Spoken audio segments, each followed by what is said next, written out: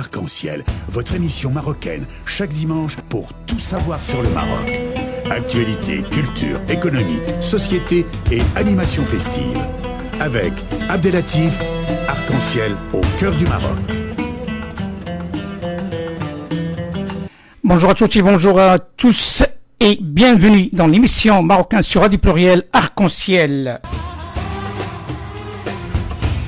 Arc-en-Ciel Info.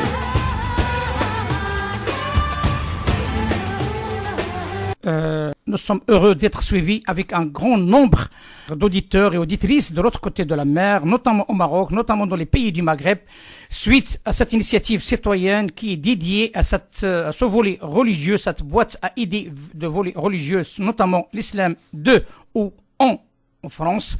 Il est temps que l'opinion publique comprend les tenants et les aboutissants de ce dossier, car ça devient un dossier qui est sur la place publique. Il est temps que le citoyen lambda comprend les tenants, les aboutissants de ce dossier. Et notre objectif de cet éclairage, c'est d'éviter l'amalgame et aussi de permettre aux uns, aux autres, d'assumer leur responsabilité, qui est une responsabilité historique, parce qu'il y a des morts, il y a des victimes, il y a des orphelins, il y a des veuves, et notre responsabilité tous, autant que citoyens français, et aussi maghrébins, et notamment le cas pour nous, Marocains, et l'émission Arc-en-Ciel a pris sa charge, sa responsabilité d'éclairage, coûte que ça coûte, parce que c'est un devoir et un devoir citoyen. Mesdames et messieurs, l'heure est grave. Et Arc-en-Ciel sur Radio Pluriel, il est à l'heure de l'islam en et de France, sans tabou. Et dans le cadre de la continuité de notre démarche d'éclairage sur l'état des lieux de l'islam en France et de France. Retour à l'antenne, mesdames et messieurs, et on continue notre débat avec un éclairage inédit, et cette fois-ci avec notre chercheur de l'école pratique de hautes études, islamologue, et aussi chercheur au Centre national de la recherche scientifique à Paris CNRSS, spécialiste de l'islam intellectuel et de la vie, de la pensée dans les mondes musulmans, codélogue et porte un grand intérêt à l'histoire du Mus'haf al-Karim. Notre docteur qui nous accompagne dans cette série d'émissions dédiées à clarifier les tenants et les aboutissants d'un dossier épineux, le docteur Karim Ifraq. Docteur, ahlan wa sahlan. Ahlan wa sahlan, merci beaucoup, cher ami. Merci beaucoup. Bienvenue dans l'émission Arc-en-Ciel. Donc, un habitué maintenant pour nous, c'est un honneur d'avoir des intellectuels, des académiciens qui nous accompagnent pour nous guider, pour nous donner, pour éclairer sur l'ensemble de ce dossier, tantôt politique, sécuritaire, diplomatique, économique et historique surtout, que les gens comprennent de quoi il s'agit. Votre intervention de ce jour, comme ça a été dit, quelle conscience a la France de l'islam politique et sa compatibilité avec les valeurs de l'islam traditionnel et d'une part, et avec les valeurs de la République de l'autre part. À vous la parole, Dr Karim Ifraq. Merci beaucoup, cher ami. Merci beaucoup, notamment pour cette troisième invitation dans votre émission, qui, je tiens à le dire, est inédite, tant au niveau de sa qualité qu'au niveau de sa forme et qu'au niveau de son fond.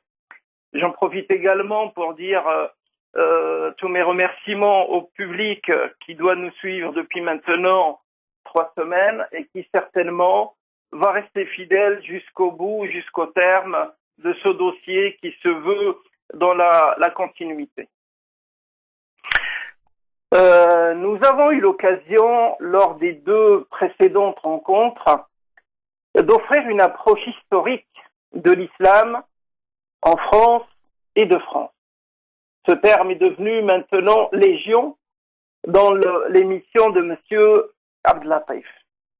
Donc c'était une occasion qui a permis de lever le voile sur certains aspects peu connus de l'islam en France, ses mécanismes de développement et d'implantation, mais également sur les différents facteurs qui ont permis à certains de ces acteurs de se hisser à des niveaux de décision majeurs sans jamais apporter la preuve de leurs compétences et à se forger une légitimité qui demeure, disons-le, soi-disant en passant, aussi fragile et aussi contestable qu'à ses débuts, et qui ne manque pas de provoquer des tensions parfois vives au sein des communautés d'obédience musulmane en France.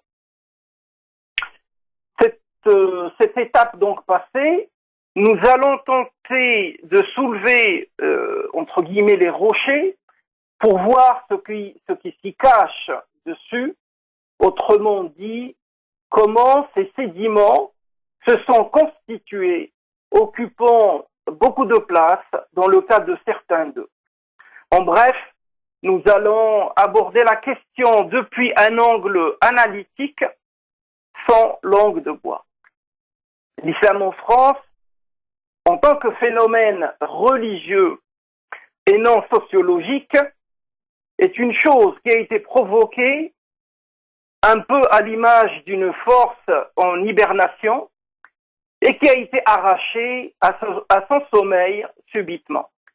Il faut savoir que les primo-communautés immigrées installées en France, et on l'a déjà dit, n'avaient pas pour objectif d'implanter l'islam, encore moins de le propager, et encore moins de le pratiquer tout court. Son souci premier, comme tout un chacun le sait, était de trouver du travail et de vivre dignement, et rien d'autre. Le retour d'une partie d'elle, de cette communauté, dans la pratique religieuse, a été provoqué par inadvertance, sans aucun agenda particulier à l'horizon. La preuve en est que ce basculement dans la pratique religieuse s'est réalisé par le biais du tablir, ce mouvement fondamentaliste bien connu, prosélyte et apolitique d'origine indo-pakistanaise, et qui est arrivé en France vers la fin des années 60, en 1968 pour être précis. Un mouvement qui est sans le moindre rapport avec les racines culturo-religieuses de l'islam maghrébin, africain ou turc. Vous savez, il y a un proverbe arabe qui dit « Faqidu shay'i la yu'ti ». Je traduis « Ce qui vous fait défaut, vous ne pouvez l'offrir ». J'entends par là que les différents chargés, donc les différentes personnes chargées de cette question à l'époque, n'avaient aucune conscience des angles morts de ce phénomène en gestation. Il est vrai que la chose était toute récente, mais il est vrai également qu'ils devaient, à l'époque, regarder du mauvais côté. À la rigueur, on peut comprendre pourquoi, à peine le tablir était installé en France, pourquoi personne n'a réagi faute de connaissances, mais il est plus difficile de comprendre la passivité qui a accompagné ce mouvement le long de toute une décennie, voire même plus, alors qu'il ouvrait à tour de bras des salles de prière et qu'il devenait de plus en plus important numériquement. Si on délaisse maintenant de côté la question de cet intrus venu de loin, on comprend également mal pourquoi les primo-gestionnaires de ce dossier sont restés inactifs lorsque, aux prémices de l'organisation de l'islam en France, ces représentants légitimes de l'époque furent deux fédérations totalement étrangères à l'histoire, à la culture et à l'idéologie des communautés musulmanes originaires du Maghreb et d'Afrique en majorité. Pourquoi sont-ils restés passifs face à ces deux fédérations, l'UOIF, donc l'Union des organisations islamiques de France, en France, étiquetée, comme chacun le sait, frères musulmans et donc islamistes? La deuxième fédération, c'est la FNMF, Fédération nationale des musulmans en France, soutenue et financée par la LIM qui est la Ligue internationale mondiale, organisation saoudienne d'obédience salafiste. J'en profite pour dire qu'à cause de cette passivité, le haut du pavé, celui que l'on nomme la minorité active, fut donc composé de salafistes wahhabites et d'islamistes fréristes. Pourtant, le constat est sans appel. La grande majorité des musulmans en France, quand ils ne sont pas pratiquants, ne sont pas affiliés à aucun mouvement, qu'ils soient fondamentalistes, islamistes ou salafistes. Alors, on ne peut que se poser la question, comment se fait-il que des fédérations qui comptent au plus quelques dizaines de milliers de personnes puissent représenter des millions et des millions? À cette question, il est possible d'apporter quelques éléments de réponse.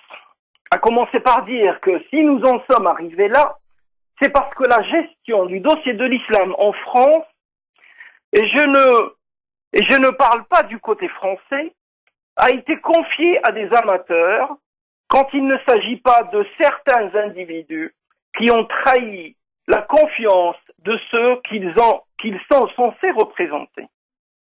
Des acteurs qui, pour la plupart, n'ont aucune conscience des enjeux en cours, aucune expérience en termes de gestion, de stratégie ou de conduite de projet qui peuvent s'avérer sensibles ou complexes.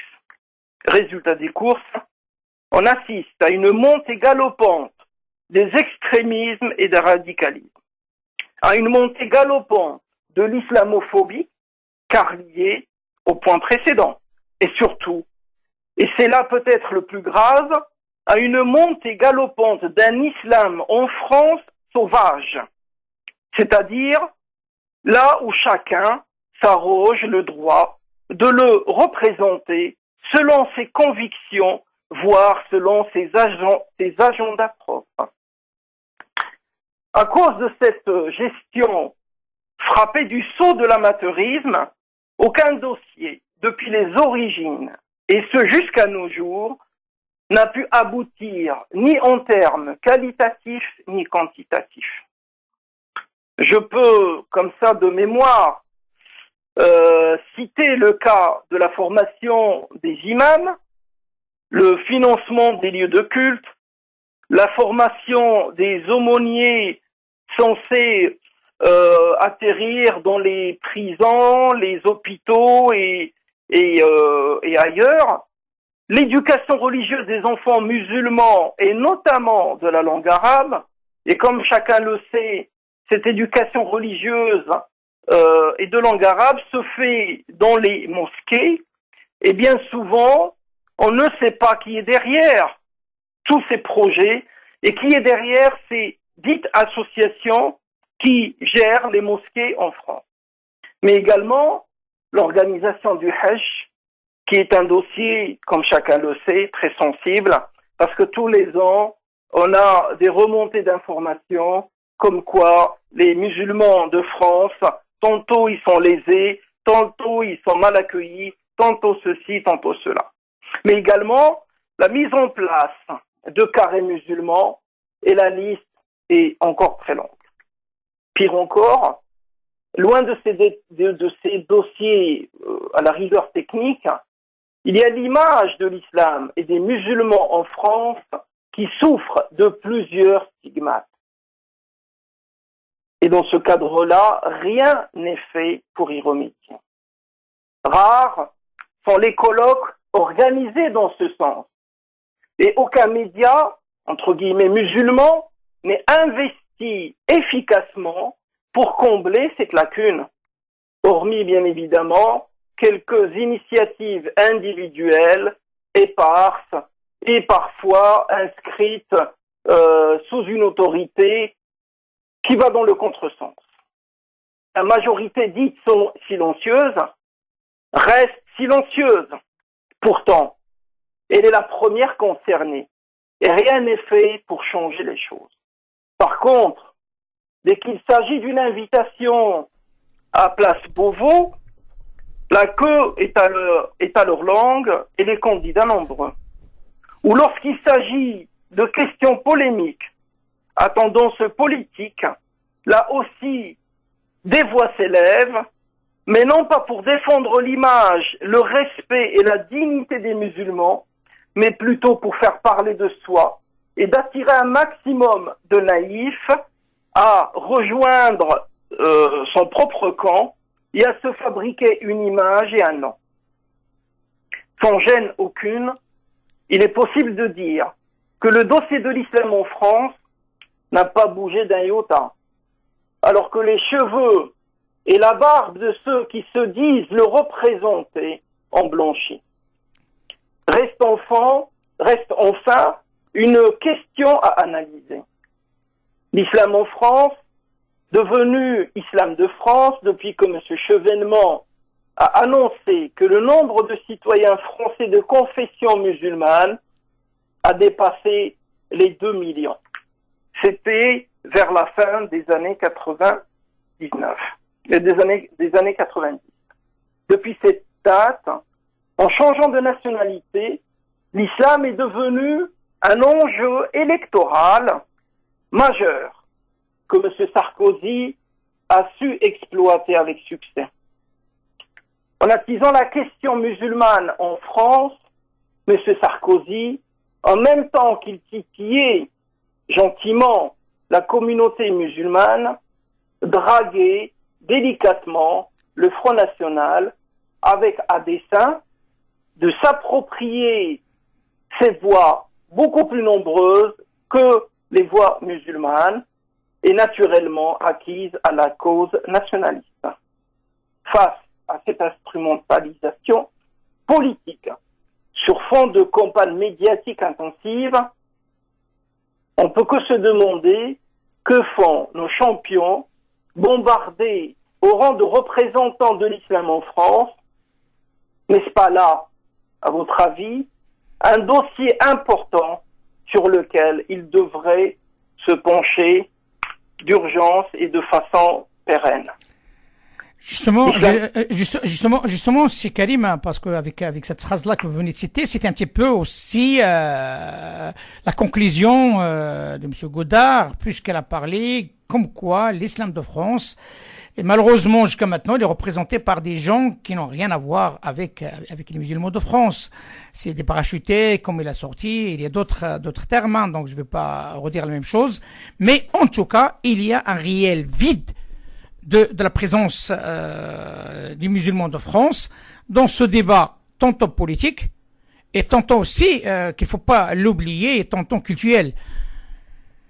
Oui, on est bien d'accord, Et pour répondre à cette question, on peut la prendre d'un angle un peu différent, en disant que l'islam politique fondamentaliste, salafiste, sans parler de l'islam djihadiste, tous ces composantes ont investi la place sous la barbe de ceux supposés représenter ces communautés d'origine, protéger ses remparts et faire rayonner son image. Et comme je l'ai déjà dit tout à l'heure, c'est-à-dire ce qui vous fait défaut, vous ne pouvez l'offrir, ce qui pose donc dans le fond la question urgente, à savoir qu'il est grand temps de travailler à faire changer les choses avant qu'elles ne deviennent totalement insolubles, impossibles à solutionner. Il est évident qu'il va arriver un temps, si rien n'est fait, que certains de nos jeunes, habités par de vieux démons, ne se laissent aller à commettre l'impensable, bien que certains d'entre eux ont déjà commencé malheureusement. Il arrivera donc un temps où ces jeunes gens ne se reconnaîtront plus ni dans l'islam des anciens, ni dans celui de la République. Exactement. Exactement, dans exactement, docteur. Il me reste quelques minutes pour la flash info et après il y a notre ami Monsieur Abdelatif Msiber qui va parler de ce concret, de ce réel, de ce terrain. Et aujourd'hui, on évoquera avec lui les centres islamiques marocains parce que l'émission il est dédiée aussi au Maroc. Et avec lui, on parlera de la mosquée, la grande mosquée de Saint-Étienne. Je souhaite vous proposer cette pose d'un homme qui parle avec son cœur et qui a tout un sens. الحرب ضحاياها البسطاء والجوع ضحاياه البسطاء والتاج ضحاياه البسطاء والحب ضحاياه البسطاء من أنتم لولا البسطاء كان رسول الله بسيطا وزعيما فوق الزعماء من أنتم لولا البسطاء نحن الأصوات الرنانة بالحب ونحن الأصداء من أنتم لولا البسطاء نحن الأرض ونحن الحرث ونحن الزرع ونحن الماء من أنتم لولا البسطاء حفنة أسماء جوفاء أشياء تخلف أشياء أعباء تنجب أعباء وغباء في ظل غباء من أنتم لولا البسطاء نحن البسطاء. Et dans ce sens, نحن البسطاء, nous veillerons avec tous les moyens que nous pouvons avoir pour que nos droits et surtout que notre destin ne se fait pas manipuler par qui que ce soit, parce que c'est nos enfants qui sont en jeu, c'est la paix sociale qui est en jeu, et aussi, surtout, l'image de cette religion qui rayonne dans le monde soit pas affectée par ces incivilités, ces démarches qui n'ont rien à voir avec l'islam. Monsieur Sabri, si vous me permettez juste une dernière phrase. Je vous prie. Et je cède la parole à notre ami. Je vous prie. Elle me reste 3 minutes. Allez-y. Très bien. Je vais pas prendre les 3 minutes, mais je dirais juste cette petite phrase en termes de conclusion. C'est que le long de ces 3 semaines où nous avons passé en revue un peu l'historique de la France et qu'aujourd'hui on s'est penché sur, avec une approche un peu analytique de la question, qui n'est pas exhaustive bien évidemment, mais qui essaie d'éclairer le public au mieux, et je pense que notre public est assez intelligent pour savoir lire entre les lignes et entre les mots. Je dirais cette phrase en termes de conclusion, c'est que, à la lumière de ce qu'on a vu depuis le début, il faut savoir une chose, qu'il faut jamais perdre de vue, c'est qu'il ne faut pas tomber dans l'erreur déjà commise, c'est-à-dire traiter ce dossier au coup par coup, et non dans le cadre d'une stratégie de longue durée. Car dans tout ça, aujourd'hui, il y a une question qui reste, qui demeure, qui devient nodale, à savoir quelle image, quel esprit et quel corps aura l'islam de France ou en France d'ici les 30 prochaines années. Et à bon entendeur, salut. Voilà. Merci beaucoup, M. Sabri. Merci, c'est Karim. À la semaine prochaine, Inch'Allah. Et avec grand plaisir. On continuera le débat avec d'autres intervenants de haut niveau pour permettre à l'opinion publique de comprendre les enjeux de ce dossier qui est un dossier très, très, très, très épineux. À très bientôt, c'est Karim. Beaucoup. À très bientôt. Merci beaucoup. À très bientôt. Au revoir. Au revoir. Arc-en-ciel.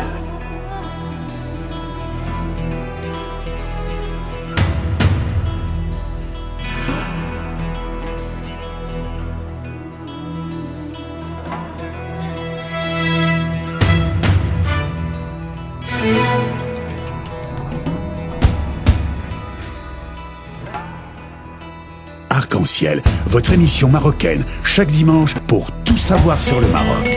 Actualité, culture, économie, société et animation festive. Avec Abdelatif, Arc-en-ciel au cœur du Maroc.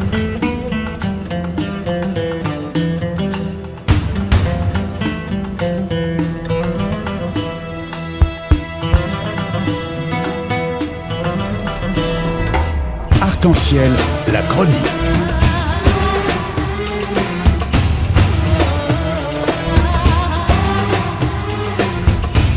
Arc-en-ciel info.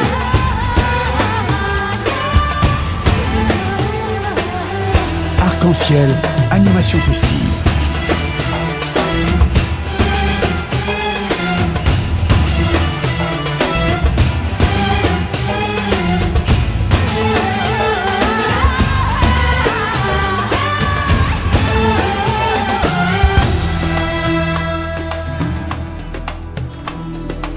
Arc-en-ciel au cœur du Maroc.